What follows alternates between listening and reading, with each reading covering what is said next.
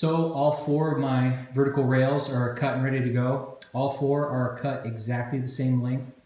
I also have to take into account the spacing on the top and the bottom in relation to the opening that these doors are going to be sitting inside of. So I wanted the gap all the way around to be 3/16 of an inch. So basically that means I had to cut 3/8 of an inch off of the total length of each board. So the next thing I need to figure out is how long I want to cut my horizontal rails. And the horizontal rails are going to butt into the vertical rails just like so. And to figure that out, I did a little bit of math off camera.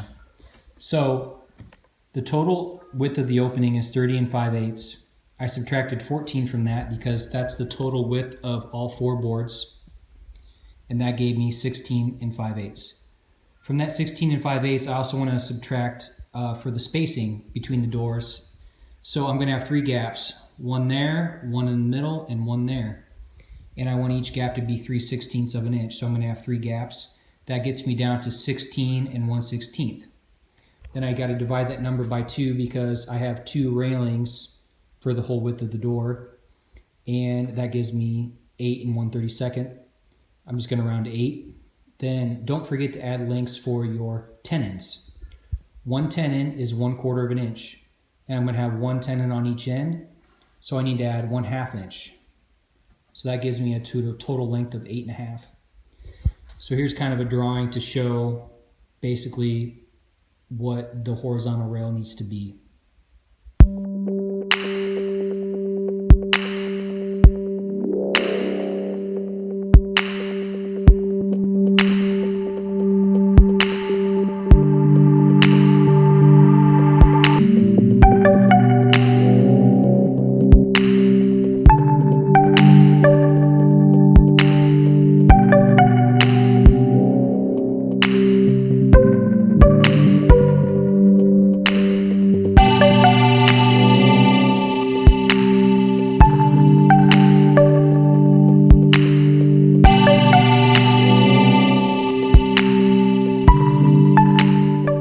Okay, I got my grooves all routed in all my rails. You can see it's a nice tight fit all the way down. Now the next thing to do is to take my horizontal rails, and the portion here I have marked out in pencil needs to go. And that's going to give me a little tongue that protrudes out that's the exact same thickness as the plywood. So what that's going to do for me is when I take this little piece and I set it on the plywood down here, that tongue is going to slide right into the groove I have routed in the vertical rail. Then I can glue everything together and make a nice solid door.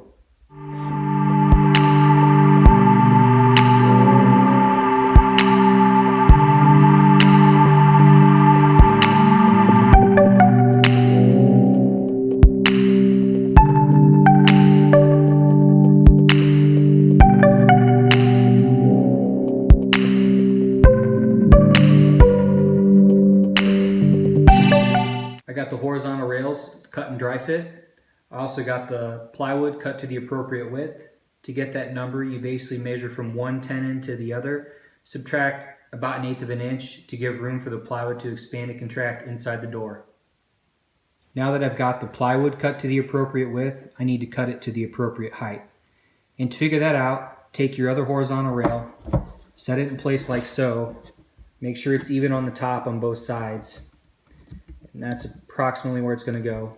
Then take a pencil, mark right here at this location, take that out, and then transfer that mark down to the plywood, and that's where you cut. Remember to leave a little bit of room here as well for the plywood to expand and contract inside the door.